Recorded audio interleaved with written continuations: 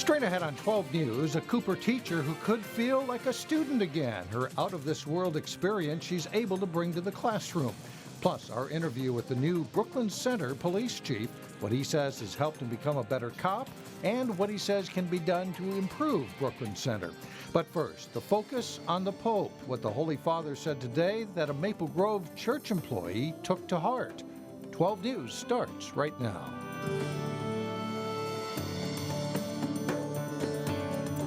Hello, everyone, and thanks for joining us. I'm Mike Johnson. And I'm Alexandra Renslow. Amid his trip to the nation's capital, Pope Francis dove into a pool of hot-button political issues. Yeah, the Pope spoke on climate change, immigration, and marriage, and he also asked Americans to help care for the poor. As Delane Cleveland reports, it's a message a Maple Grove church employee plans to use in her work. Wednesday morning in our nation's capital, the White House rolled out the red carpet for Pope Francis on his first visit to the United States. We thank you and welcome you with joy and gratitude to the United States of America. During the pontiff's remarks, he wasted no time asking Americans to take action on climate change. Climate change is a problem we can no longer be left to a future generation. It's the sort of message that resonates all the way to Maple Grove. He's challenging us and he's agitating us because we aren't living our gospel values in many ways. For the past 26 years, So we're doing a program called Good News People. Roxanne Smith has worked as the social justice director at St. Joseph the Worker Church. We have an active group here that works on domestic violence. It's a job that she values because of the lives she's touched. It's a call from God on my heart. I just know that when people are being oppressed, it's wrong and that I need to do something about it. She looks at Pope Francis as an inspiration. And this weekend, Can't wait to go. she'll join a delegation of faith leaders on a trip to Philadelphia to see the Pope in person and strategize about how to follow his call to fight racial and economic inequality. It is everything that we should be doing. It aligns totally with the things that I have felt on my heart, but it's so much easier to try to do this work when you're following behind the Pope leading you in this, as opposed to just us trying to say this is what we're supposed to do. God bless America.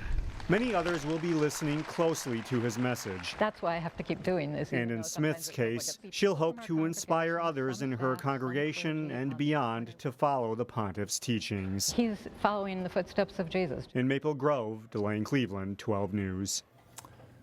St. Joseph the Worker Church will show a video of the Pope's address to Congress if it takes place Thursday, that is at 7 p.m., followed by an hour-long discussion, and all are invited. A Robbinsdale woman shot and injured by police has pleaded guilty to an assault charge. Last April, Tanaya Harris and another woman had been in an argument when Harris chased after the woman with a large knife and threatened to kill her. Robbinsdale police were there as the incident transpired. The woman ran behind Sergeant Thomas Rothfark, who ordered Harris to put the knife down. When Harris didn't obey the officer's commands, she was shot in the stomach. Harris will be sentenced at a future date. She is expected to face probation and a possible jail term. A trial date is now set for a former Champlain Park soccer coach accused of having sex with a 13-year-old boy. 31-year-old Rebecca Noonan is charged with third and fifth degree criminal sexual conduct. Today, an Anoka County judge denied a defense motion to dismiss the case for lack of evidence. The alleged sexual encounter happened at the boy's home in Ramsey last year. The trial date has been set for January 11th. There is a new top cop in Brooklyn Center. Tim Gannon was recently named police chief, but he is no stranger to the department.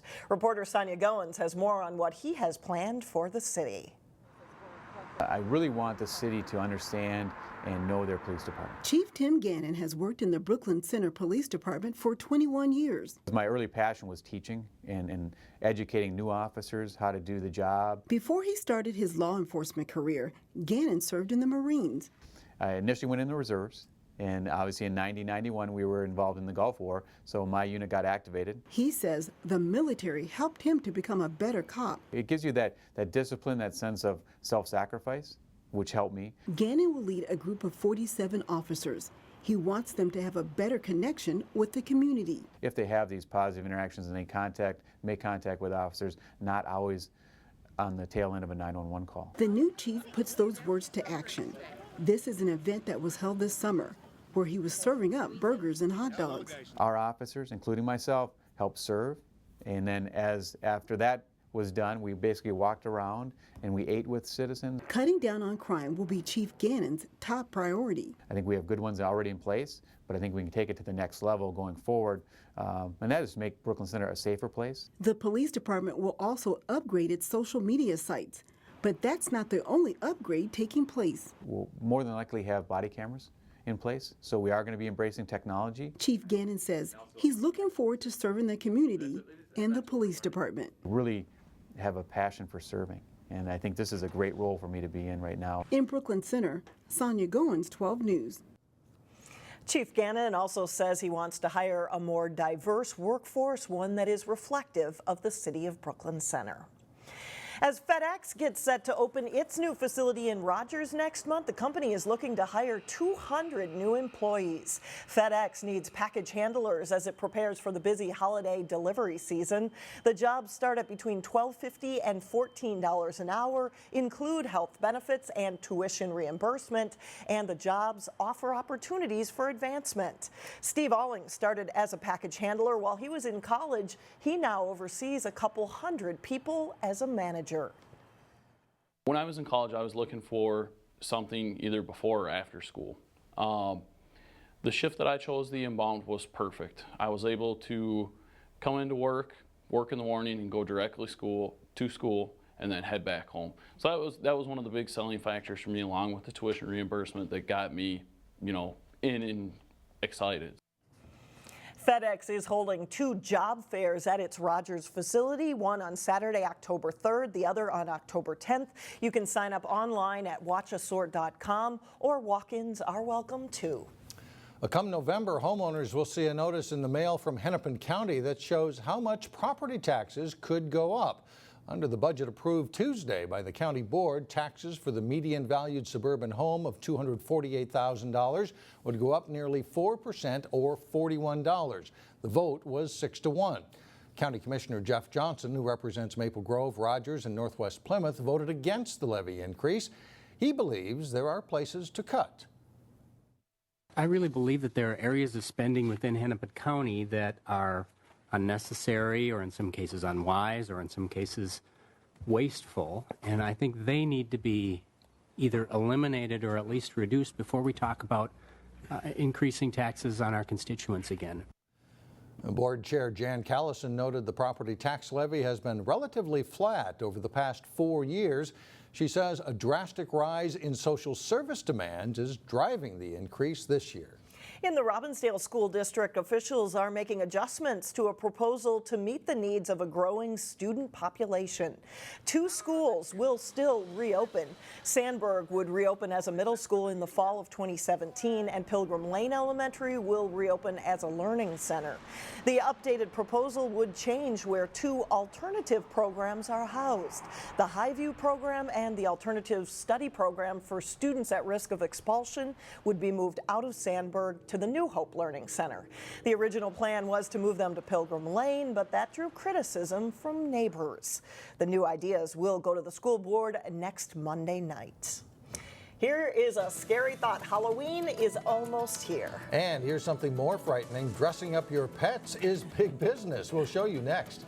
And then later in sports, Breck meets Benilde-St. Margaret in a good girls soccer matchup. But first, the skies clear up as a stretch of beautiful weather returns on Friday.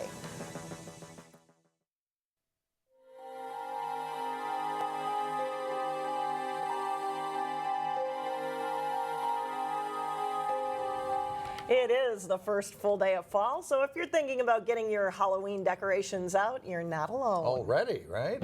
The National Retail Federation says a record number of Americans are expected to buy Halloween costumes this year, and you might be surprised at what else they are spending their cash on right now. Reporter Shannon Slatton shares what that is in today's Money Savers. It's not enough just to pick out a costume for you for Halloween. The National Retail Federation says 23 million of you will be spending money on a costume for what is perhaps the furriest member of your family. He's little and he likes it, and it's fun when the trick-or-treaters come and he's all dressed up and they think it's really fun. From coordinating costumes like Katie's Joker versus the Bat Dog, to going your own way like this Gone with the Wind inspired couple and their great pumpkin pooch. Dressing up your dog is becoming as trendy as ever, something managers noticed at Arks Value Village. We got more donations in this year of pet costumes, so it seemed to be, it's a trend that's picking up. This year, it's estimated more than $400 million will be spent on pet costumes. Picking out a costume at a pet store or Halloween shop can cost upwards of $20. But at the boutique at Arks Value Village, you can find a growing selection of pet gear that costs between 99 cents and $6. So it's a great money saver, and you can know that the money is actually going to a good cause.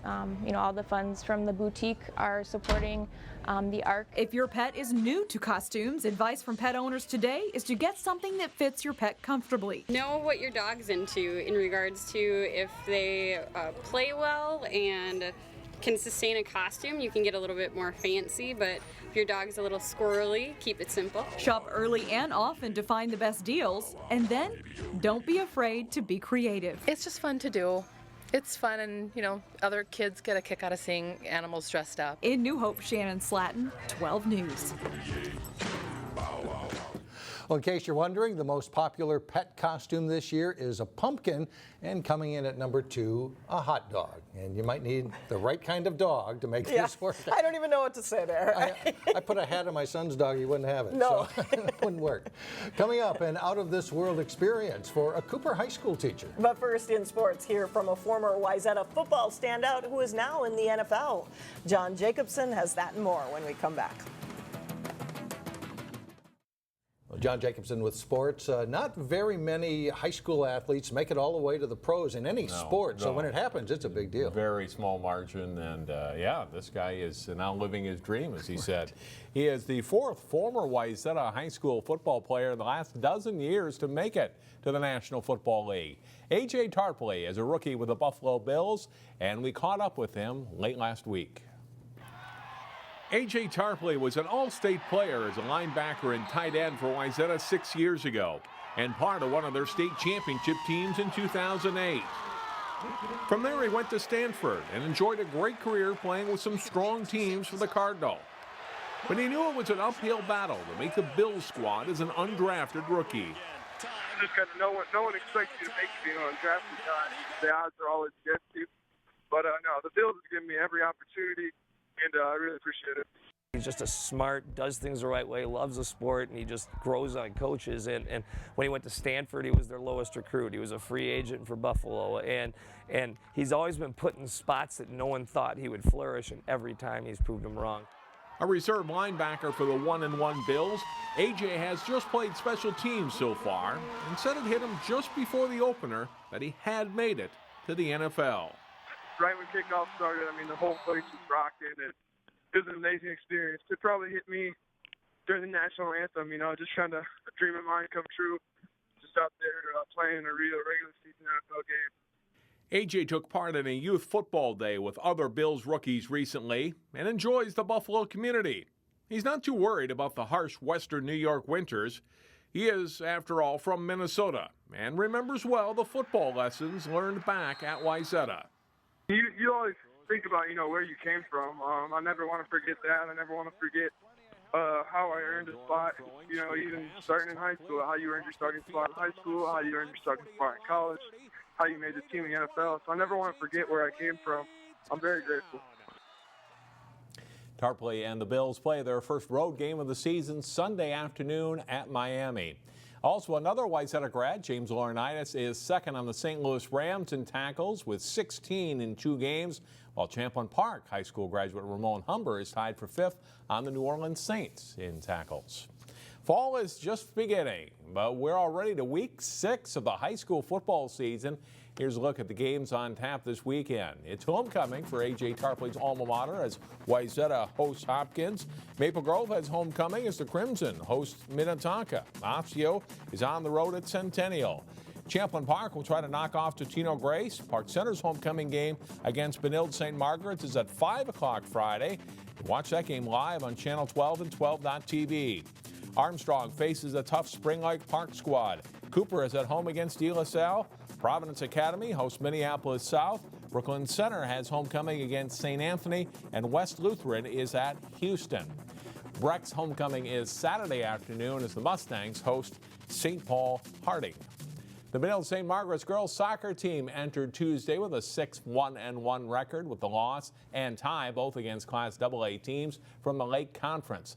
The Red Knights headed north on Exeter 2 up Highway 100 to take on the Breck Mustangs. On Tuesday, Benilde attacks fast in the first half. Sophie Roux crosses it to Madison Stokes, and her shot trickles in for a 1-0 lead. Then Roux with a quick move around a couple of defenders and drills a low shot home, and it's 2-0 Red Knights. With less than a minute remaining in the first half, a nice effort by Vivian Chenal, and she wins the race to the ball and scores for a 3-0 Benilde lead. No scoring in the second half. The Red Knights shut out the Mustangs 3-0. The Heritage Christian girls soccer team is having a solid season. The Eagles aim for their 4th straight win as they face the combined Maranatha West Lutheran team. First half, Lauren Robbins breaks through the Mustangs defense and chips it in for a Heritage goal.